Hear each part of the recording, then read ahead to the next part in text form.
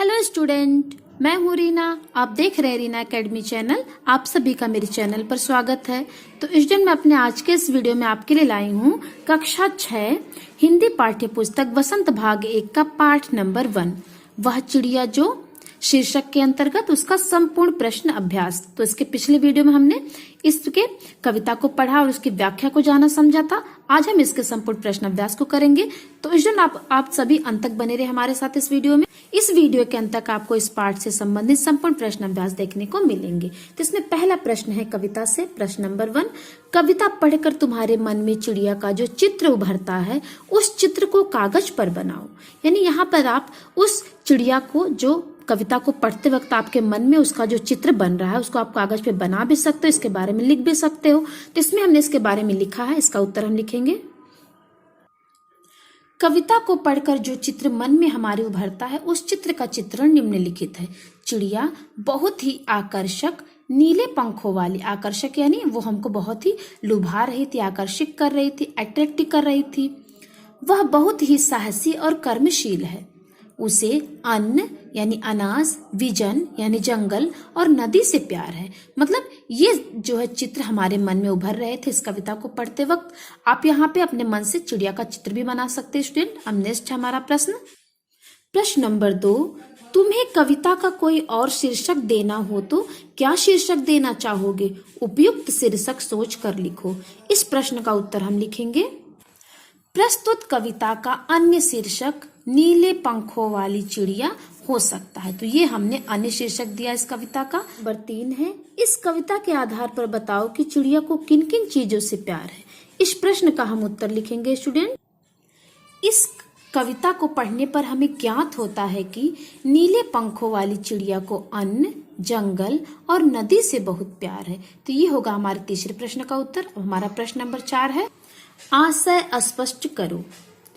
क, रस उड़ेलकर गा लेती है। ख, चढ़ी नदी का दिल टटोलकर जल का मोती ले आती है। यानी ये जो दो पंक्तियां हैं, लाइनें हैं कविता की, इसका हमें अर्थ बताना है। तो इसका उत्तर हम लिखेंगे, रस उड़ेलकर गा लेती है। इस पंक्ति का अर्थ है, चिड़िया बहुत ही मधुर स्वर में अपनेपन के साथ कंठ खोलकर यानी गला खोलकर पुराने घने वन में बेरोक गाती है। दूसरी पंक्तियां हैं, चढ़ी नदी का दिल टटोलकर जल का मोती ले जाती है। इन पंक्तियों का अर्थ है, चिड़िया बहुत ही साहसी है। वह उफनती नदी के बारे में जानकर भी जल की मोती जैसी बूंदों को चोंच में भरकर अपनी प्यास बुझाती है, जिससे प्रतीत होता है यानी हमें पता चलता है कि वह चिड़िया नदी के हृदय में से मोती निकाल रही है। ये इन दोनों पंक्तियों का अर्थ होगा। नेक्स्ट है हमारा अनुमान और कल्पना। इसमें प्रश्न नंबर 1 है, कवि ने नीली चिड़िया का नाम नहीं बताया है, वह कौन सी चिड़िया रही होगी? इस प्रश्न का उत्तर जानने के लिए पक्षी विज्ञानी सालिम अली की पुस्तक भारतीय पक्षी देखो। तो ये पुस्तक का नाम है भारतीय पक्षी, जन आप पढ़ सकते हो इसे। इनमें ऐसे पक्षी भी शामिल हैं जो जाड़े में एशिया के उत्तरी भाग और अन्य ठंडे देशों से भारत आते हैं। उनकी पुस्तक को देखकर तुम अनुमान लगा सकते हो कि इस कविता में वर्णित, मतलब इस कविता में जो वर्णन किया गया नीली चिड़िया के बारे में, शायद नीली चिड़िया इनमें से कोई एक रही होगी। इसमें कुछ चिड़ियों के नाम दे रखे, इसमें से हमको मतलब इनके बारे में लिखना है कि आपको क्या लगता है कि कौन सी चिड़िया इसमें रही होगी जो मतलब पाठ में इसमें कवि ने इसका वर्णन किया है। तो नीलकंठ, छोटा किलकिला, कबूतर, बड़ा पतंगा। तो इसमें कौन सी चिड़िया रहेगी, इसके बारे में उत्तर में हम लिखेंगे। इस कविता में वर्णित नीली चिड़िया शायद नीलकंठ रही होगी, क्योंकि उसके शरीर के ज्यादातर भाग का रंग नीला है, आकार छोटा तथा आवाज मीठी है। इन्हीं सब बातों से हमें पता चलता है कि यह चिड़िया नीलकंठ ही होगी। मतलब इसमें हमको लग रहा है कि जो चिड़िया के बारे में कवि ने इसमें वर्णन किया है वो नीलकंठ चिड़िया होगी। इसके आधार पे हमने ये उत्तर लिखा है। अब नेक्स्ट हमारा प्रश्न नंबर 2। नीचे कुछ पक्षियों के नाम दिए गए हैं, उनमें यदि कोई पक्षी एक से अधिक रंग का है तो लिखो उसके किस हिस्से का रंग कैसा है। जैसे तोते की चोंच लाल और शरीर हरा। तो पक्षी है मैना, कौवा, बत्तख, कबूतर। तो इन चारों पक्षियों के बारे में हमें लिखना है। इसमें हम लिखेंगे, मैना के पंख भूरे व सफेद रंग के होते हैं, उनकी टांगे हल्की लाल होती है। अर्थात जो मैना चिड़िया होती है बच्चों, उसके पंख भूरे और सफेद कलर के होते हैं, लेकिन उनकी टांगे हल्की लाल होती है। कौवा कौवे का पूरा शरीर काला होता है, उसका पंख, आंख, चोंच, पैर सब कुछ काले होते हैं। बत्तख सफेद रंग का होता है, इसके पैर हल्के गुलाबी रंग के होते हैं। कबूतर का रंग स्लेटी सफेद होता है, गर्दन कुछ कुछ नीले रंग की होती है और इसकी टांगे लाल होती है। तो यहाँ पे बच्चों जो चिड़िया दे रखी है उसके बारे में हमने लिख दिया, ये होगा इसका उत्तर। अब नेक्स्ट है प्रश्न नंबर 3, कविता का हर बंद यानी हर लाइन वह चिड़िया जो से शुरू होता है और मुझे बहुत प्यार है पर खत्म होता है। तो तुम भी इन पंक्तियों का प्रयोग करते हुए अपनी कल्पना से, मतलब अपने हिसाब से, अपने मन से सोचकर कविता में कुछ नए बंद जोड़ो। तो यहाँ पे हमको अपनी कल्पना से कविता बनाना है, तो इसमें हम कविता बनाएंगे। वह चिड़िया जो ची ची करके सबका मन बहलाती है, नील गगन की सीमा पाने पंख पसारे उड़ जाती है, अपना घर बनाने के लिए घास के तिनके लाती है। वह नन्ही परिश्रमी चिड़िया सबको परिश्रम का पाठ पढ़ाती है। तो बच्चों ये मैंने अपनी कल्पना से कविता बनाई है, आप भी अपने अपने हिसाब से कविता जो खुद से भी बना सकते हो। फिलहाल इसका मैंने ये उत्तर लिखा। अब नेक्स्ट है हमारा प्रश्न नंबर 4, तुम भी ऐसी कल्पना कर सकते हो कि वह फूल का पौधा जो पीली पंखुड़ियों वाला महक रहा है मैं हूँ, उसकी विशेषताएं मुझ में है। फूल के बदले वह कोई दूसरी चीज भी हो सकती है, जिसकी विशेषताओं को गिनाते हुए तुम उसी चीज से अपनी समानता बता सकते हो। ऐसी कल्पना के आधार पर कुछ पंक्तियां लिखो।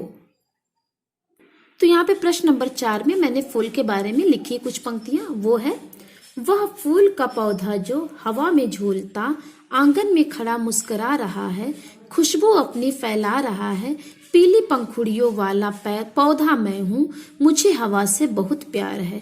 वह फूल का पौधा जो खिलता मुरझाता पर खुशबू से नाता सदा निभाता है, मुरझाने पर भी सुगंध ही देता, पीली पंखुड़ियों वाला वह पौधा मैं हूँ, मुझे महक से बहुत प्यार है। तो बच्चों यहाँ फूल के बारे में मैंने कुछ पंक्तियां लिखी है, यहाँ पे आप अपने से भी लिख सकते हो अपनी खुद की बनाई कविता। तो आगे नेक्स्ट है हमारा प्रश्न भाषा की बात से।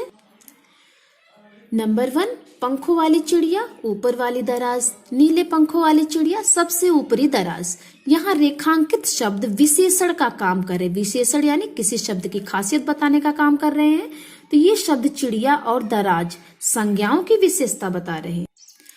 तो यहाँ पे विशेषता बता रहे हैं, तो रेखांकित शब्द विशेषण है, मानी यहाँ पे आप देख सकते हैं जो अंडरलाइन किया हुआ वर्ड है सब विशेषण है, और चिड़िया दराज विशेष्य है। विशेष्य मतलब होता है संज्ञा शब्द जिसकी खासियत बताए। तो यहाँ वाला वाली जोड़कर बनने वाले कुछ और विशेषण दिए गए हैं। ऊपर दिए गए उदाहरणों की तरह इनके आगे एक एक विशेषण और जोड़ो। तो यहाँ पे आप देख सकते हैं कुछ शब्द दिए गए हैं, मोरों वाला बाग, पेड़ों वाला घर, फूलों वाली क्यारी, स्कूल वाला रास्ता, हंसने वाला बच्चा, मूंछों वाला आदमी। तो इसके आगे हमको विशेषण शब्द जोड़ना है। तो इसमें हमने विशेषण जोड़ा है सुनहरे या फिर रंग बिरंगे। दोनों विशेषणों में से किसी एक को भी आप जोड़ सकते हो।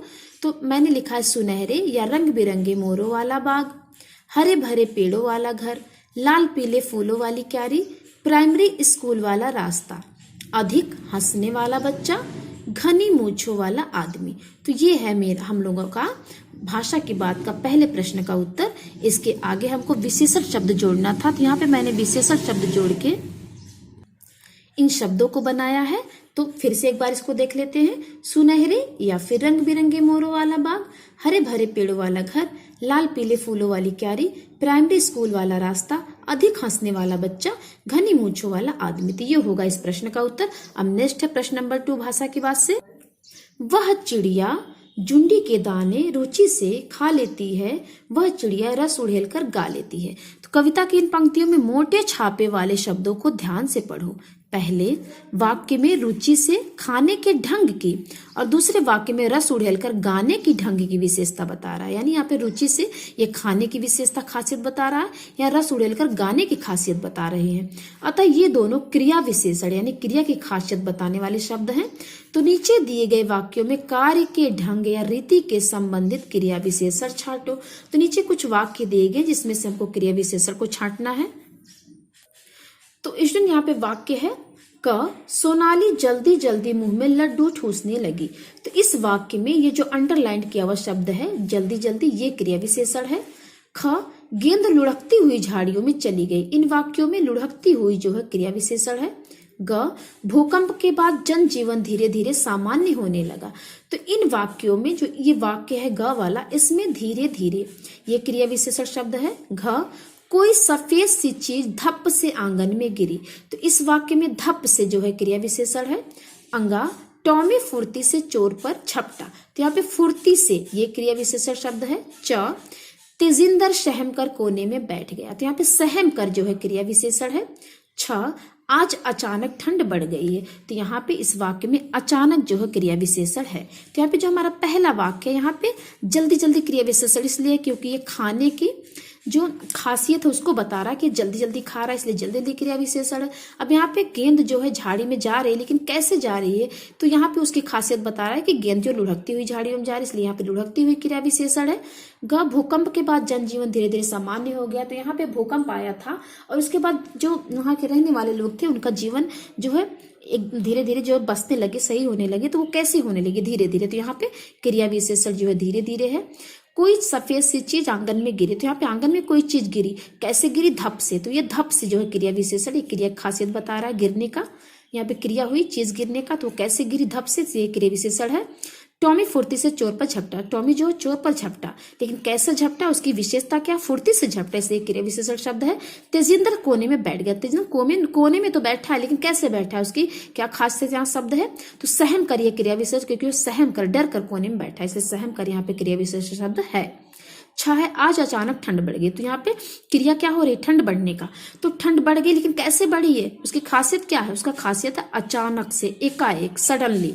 तो यहाँ पे अचानक जो है क्रिया विशेष शब्द है। तो स्टूडेंट, ये हमारा कक्षा 6 पाठ नंबर 1 वह चिड़िया जो का संपूर्ण प्रश्न अभ्यास पूरा हुआ। तो बच्चों, आपको कैसी लगी हमारी वीडियो? अगर हमारे वीडियो आपको पसंद आए, आपके लिए उपयोगी है, तो हमारे चैनल को सब्सक्राइब और वीडियो को लाइक करना ना भूलें। मिलते हैं हम आपसे अपने अगले वीडियो में, तब तक के लिए धन्यवाद।